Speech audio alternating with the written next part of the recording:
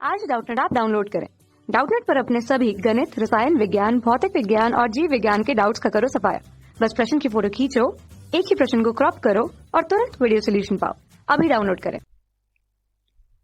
Hello मेरे प्यारे बच्चों, जैसा कि आप यहाँ पर देख रहे हो कि इस क्वेश्चन में दिया हुआ है जीरो का व्युत्क्रम है और इसके लिए हमें यहाँ पर 4 ऑप्शन दे रखा है। बताना है कि इनमें से कौन सा ऑप्शन सही है। ठीक है, तो सबसे पहले हम समझते हैं कि व्युत्क्रम का मतलब क्या होता है। ठीक है, तो हम जानते हैं कि कोई भी अगर भिन्न हो वो किस रूप में होता है, वो होता है अंश बटा में हर के रूप में। ठीक है, और हमसे पूछा जाए कि इसका व्युत्क्रम क्या होगा, तो इसका व्युत्क्रम क्या होगा, तो ये जो भिन्न होता है वो उल्टा हो जाता है। मतलब अंश बटा हर है तो अंश हर बन जाएगा, हर अंश बन जाएगा।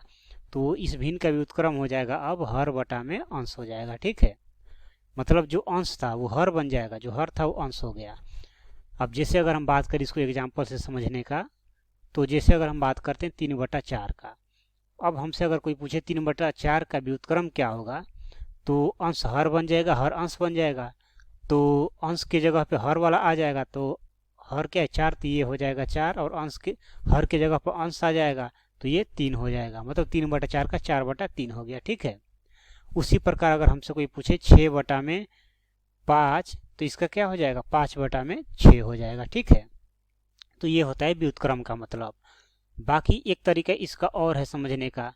व्युत्क्रम में क्या होता है कि जैसे किसी भी संख्या का हम व्युत्क्रम निकालते हैं, तो संख्या गुने उसका व्युत्क्रम, संख्या गुने उसका व्युत्क्रम, इसका जो मान होता है वो 1 के बराबर आना चाहिए।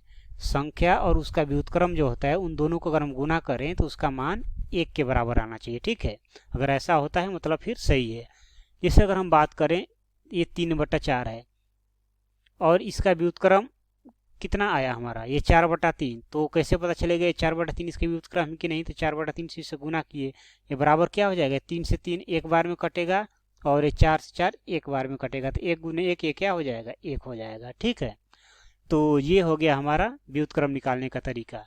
तो वो जो व्युत्क्रम है वो एक तरफ से यहीं से आ रहा है। ये अगर ध्यान से देखें तो संख्या गुने व्युत्क्रम बराबर 1, तो यहाँ से अगर हम निकाल दें तो व्युत्क्रम बराबर क्या हो जाएगा, व्युत्क्रम बराबर हो जाएगा ये 1 में संख्या, 1 में संख्या हो जाएगा। ठीक है, अब जैसे अगर हम बात करें 3/4 का हमें व्युत्क्रम निकालना है, 3/4 का व्युत्क्रम, तो इसके लिए क्या करेंगे 1 में संख्या और 1 में संख्या, संख्या क्या है 3/4, तो ये हो जाएगा हमारा बराबर 1, और बटा में 3/4 तो क्या हो जाएगा गुने 4/3 हो जाएगा अब, और ये अब किसके बराबर हो जाएगा, ये 4/3 के बराबर हो जाएगा। तो 3/4 का व्युत्क्रम 4/3 हो गया। ठीक है, अब हम बात करते हैं जीरो के लिए, तो ये हमें जीरो का व्युत्क्रम निकालना है। ठीक है, तो हम जीरो को हम लिख सकते हैं 0/1, बिल्कुल लिख सकते हैं।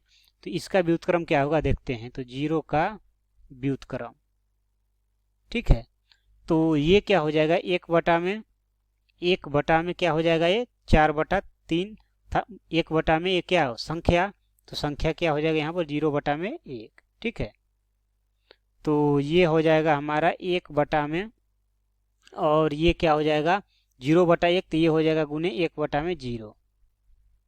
ठीक है, तो ये हो जाएगा हमारा बराबर 1/0। ठीक है, ये 1/0 आ गया, तो 1/0, तो ये क्या हो जाएगा 1/0, तो इसका मान क्या होता है 1/0 का मतलब ये तो इन्फिनिटी हो जाता है ना, परिभाषित नहीं होता, अपरिभाषित हो जाता है। ठीक है, वही ये संख्या हमारा क्या था, ये 0 था, 0 को ही तो हमने लिखा यहाँ पर 0/1। अब 0 को कोई ज़रूरी नहीं है कि हम 0 को 0/1 ही लिखेंगे, 0/1 भी 0 ही आएगा, 0/2 भी 0 ही आएगा, 0/3 भी 0 ही आएगा, 0/4 भी 0 ही आएगा, इस तरह। ठीक है, तो कहने का मतलब कि 0 को हम इस तरह लिख सकते हैं, क्योंकि 0/1, 0/2, 0/3 कुछ भी लिखेंगे तो उसका मान तो 0 ही होगा। बट हमें व्युत्क्रम निकालना है, तो व्युत्क्रम के लिए क्या होता है, तो व्युत्क्रम में होता क्या है कि भिन्न का उल्टा हो जाता है, मतलब अंश हर और हर अंश बन जाता है। तो जब हम 0 का व्युत्क्रम निकालेंगे तो 0 का व्युत्क्रम क्या हो जाएगा 1/0 का व्युत्क्रम, अगर इसको भिन्न बनाएं 0 को, तो 0/1 लिख सकते हैं, या 0/2 या 0/3 या 0/4 यही लिखेंगे।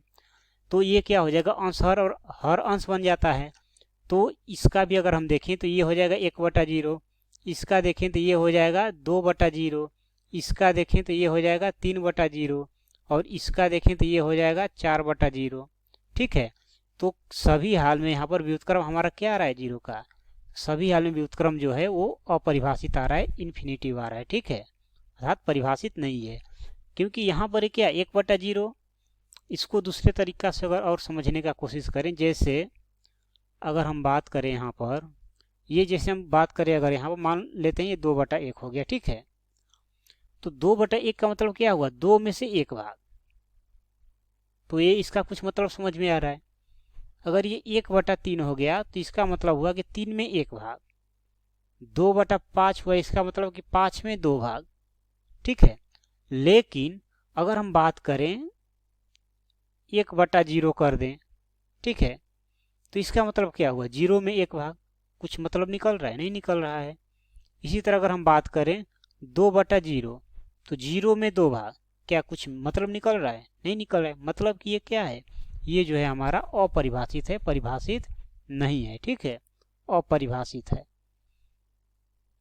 मतलब हम 0 का व्युत्क्रम नहीं निकाल सकते हैं। ठीक है, तो हमारा आंसर क्या हो जाएगा, डी हो जाएगा, परिभाषित नहीं है। तो बच्चों आई होप कि समझ में आया होगा। Thank you. कक्षा 6 से 12वीं से लेकर नीट, IIT, JEE वो एडवांस के लेवल तक 1 करोड़ से ज्यादा छात्रों का भरोसा। आज ही डाउनलोड करें डाउटनेट ऐप या व्हाट्सएप करें अपने सारे डाउट्स 8400 400 400 पर।